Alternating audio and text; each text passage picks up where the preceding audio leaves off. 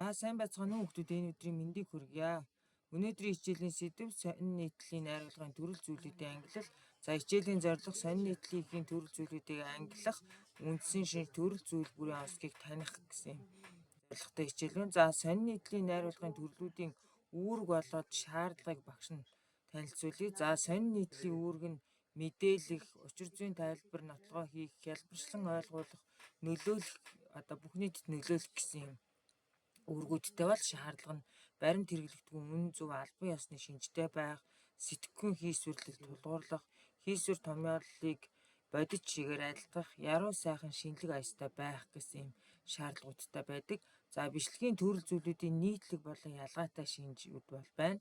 За нийтлэг шинж нь болохоор бичлэгийн бүх төрөл эцсийн зорилгоор ижил төсөөтэй байна. Өөрөөр хэлбэл бүгд сэтгүүл зүйн өмнөө тавьсан зорилгоо биелүүлэх, олон нийтийн мэдээллийн үндсэн үрийг гүйцэтгэдэг бол бичлэгийн бүх төрөл сэтгүүл зүйн үндсэн зарчмуудыг бол баримтлах ийм нийтлэг шинжтэй. За мөн сэтгүүлчийн болон өгүүлэгчийн ур чадварын шалгуур нь төрөл зүйлүүдэд адил байдаг бол бичлэгийн төрөл зүйл бүхэн нийтлэг нэвтрүүлгийн агуулга хэлбэрийн нэгдэл болдог шинжээр адил төстэй байдаг байна.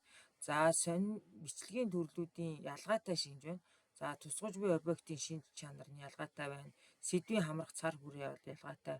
Зохиогчийн өмнөө тавьсан зорилго, бичлэгийн арга барил, бүтэц зохиомж, хэл найруулга, бичлэгийн өнгө аяс зэрэг нь бол хоорондоо ялгардаг байна. За одоо бүгдээрээ бичлэгийн төрөл бүрийг төрлүүдийн онцлогийг авч үзвэл за мэдээллийн ангилалд мэдээ тайлан, сурвалжлага, ярьцлага, аян замын тэмдэглэдэг. За жишээлбэл мэдээ нь хизээ, хаана, юу, хэн, яагаад, яаж гэсэн үндсэн 6 асуултанд хариулт өгч буй нийтлэл нэвтрүүлгээ хамгийн бага, хамгийн шуурхай хүртээмжтэй бол нэгж байдаг. За тэгвэл цааш нь багш нь тайлан, сурвалжлага, ярьцлага, аян замын тэмдэглэлүүд болгоны онцлогийг бас тайлбарлаж бичсэн байна. Та бүхэн дэвтэртээ тэмдэглэж аваарай. За мөн өгүүлэл, шүүмж, сурвалжилсан тэмдэглэл, тайлбар, тойм гэх мэт зүйлүүдийн төрлүүдийн онцлог байна. Орон зай, цаг хугацааны хувьд өргөн хүрээнд сонгож авсан баримтат гүнзгий, дүн шинжилгээ хийн, түүний учир шалтгааныг гаргах замаар үнэлэлт өгч дүгнэлт хийдэг шинжилэл бичлэгийг бид нэр өгүүлэлэг гэдэг. За мөн олвол тойм гэж байна. Тодорхой нэг асуудлын сэдвээр дагасан үйл явдал үзэгдлийг өрнөл хөдөлгөөнд дунд нь дүрсэлсэн задлан шинжилгээ өгөхөөр төрөлдсөн бичлэгийг төрлийг тойм гэдэг. За тэгвэл та бүхэн бие дагаад шүүмж, сурвалжилсан тэмдэглэл, тайлбар нарын зэргийн төрөл бүрийн онцлогийг үзээрэй. За найруулал, зураглал, эссе, шог найруулал, улс төрийн шог, баримтат кино гэх мэтчлэн төрлүүдийн бас багш нь онцлогийг тавьсан байна. За мөн захидал, өвлгөө, илэглэл гэх мэтчлэн онцлог байна. За зөвхөн жишээ нь зөвлөгөө байна.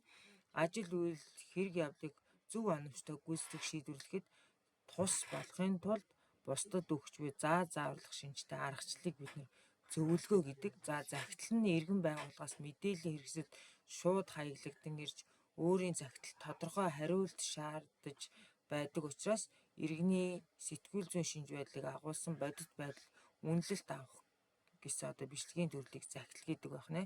За хичээлдээ анхаарлаа хандуулсан сурагчдаа баярлалаа. За хичээлийн дараах сорилоо. Ажиллаарай.